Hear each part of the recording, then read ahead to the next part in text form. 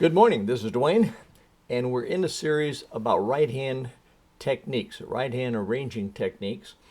And we completed the left hand arranging technique some time ago, and then Christmas came along and I did a bunch of Christmas videos, so now we'll get back on track. We have done two right hand techniques so far. One was just a single finger, playing the melody in a single finger like that. And by single finger, I don't mean don't do that, but use all your fingers, but play the melody just as a single note and try to make it stand out over the left hand. You always want to make the left hand stand out, the right hand melody stand out over the chords.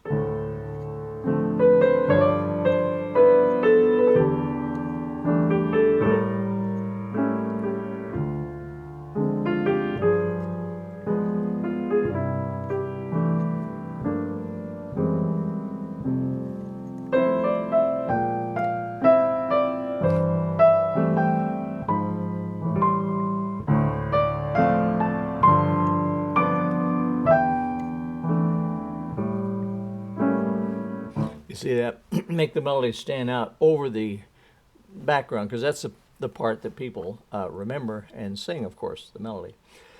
That was style number one, and that's simple, except it's not simple to make the melody stand out over the chords. You want to make sure to emphasize that right hand, okay? And I don't mean play a lot, I just mean play it more distinctly than your left hand, okay? Now, the second style we took up was playing the same melody but in octaves, playing two of the same notes, two A's, two B's, two C's, like so.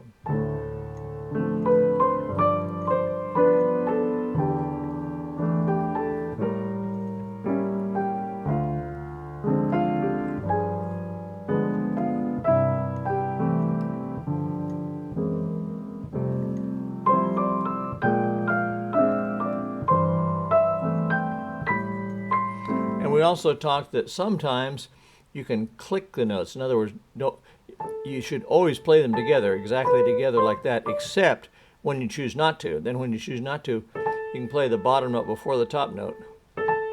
And hear that little click? That click comes from hitting the bottom note before the top note. Use your damper pedal, by the way, as you push down the note, but let it ride up as you play the next note. I'm pedaling on every beat there. Pedal, pedal, pedal, pedal, pedal, pedal, pedal, pedal, okay? Now listen, I'm playing together, except in certain notes I will hit the thumb first to give it that click sound.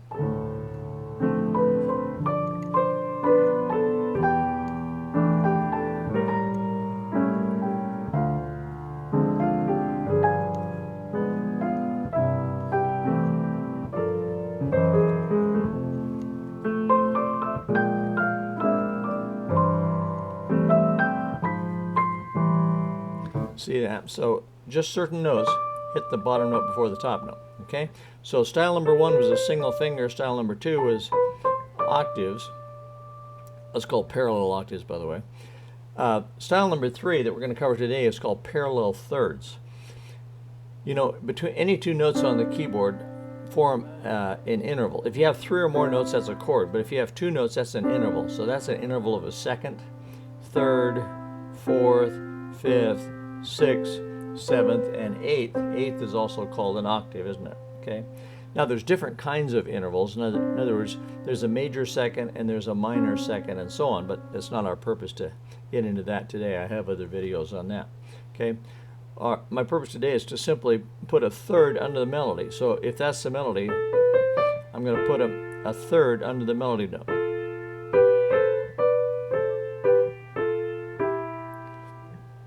Now notice that I use my thumb and third finger, and then my second and fourth, and then I could use my third and fifth, except I'm going higher, so it's probably not a good choice. I probably want to move back to first and third, second and fourth, and then coming down, I probably want to cross over like that.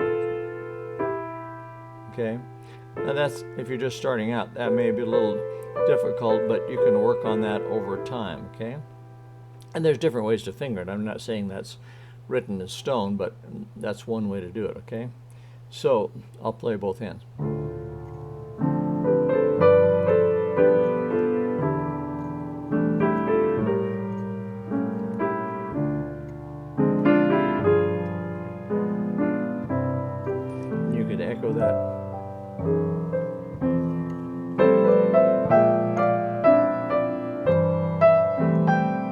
Notice that melody there goes right up the C major 7th chord, so I don't see any need to play thirds. You can, if you want to do that, that's okay, but I'm just pyramiding up the chord.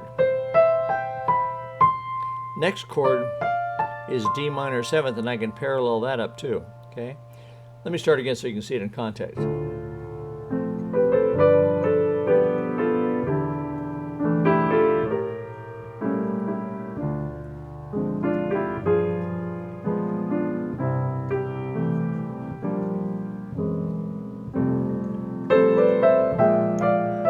Now watch this pyramid.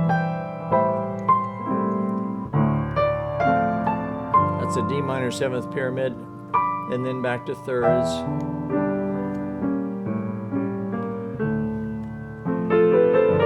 And two, you don't have to play it this octave, you might play it up here sometimes for variety.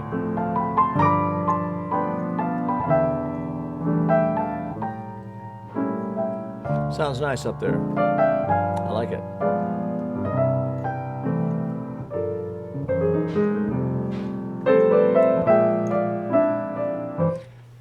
Okay, now sometimes notice I did this.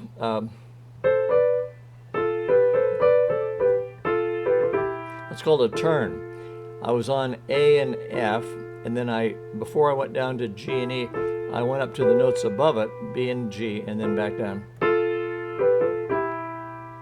Just gives a little impetus to it at that point. You don't have to do that, but that's an option. Now notice there, when I hit that B flat, I slid off G flat to G. That's another thing you can do if you want to. Don't do that too much, but once in a while you can slide off one of the notes, either the top note or the bottom note. Doesn't really matter. It's just you're looking for that click sound again, like we did in octaves, the offset octaves. But hear the little click.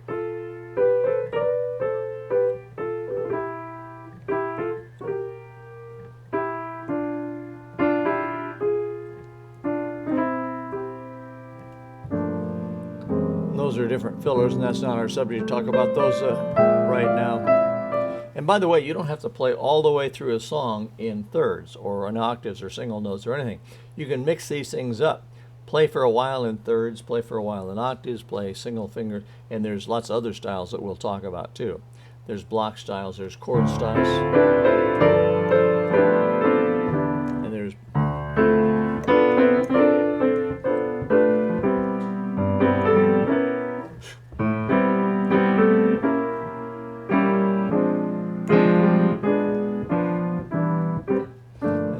how that works later on, but that's a separate technique. So far we've just done 3 right-hand techniques: the single finger, the octaves, and today the parallel third. So see if you can kind of get a handle on those to some degree, and then tomorrow we'll take up another technique for right-hand improvising and arranging. Excuse me, right-hand improvising and arranging. And we'll see you then. If you haven't already signed up for our free newsletter, be sure and do that, because it's loaded with this kind of thing, and I don't want you to miss anything. So go on over to playpiano.com and sign up for that if you haven't already. Thanks. See you tomorrow. Bye-bye for now.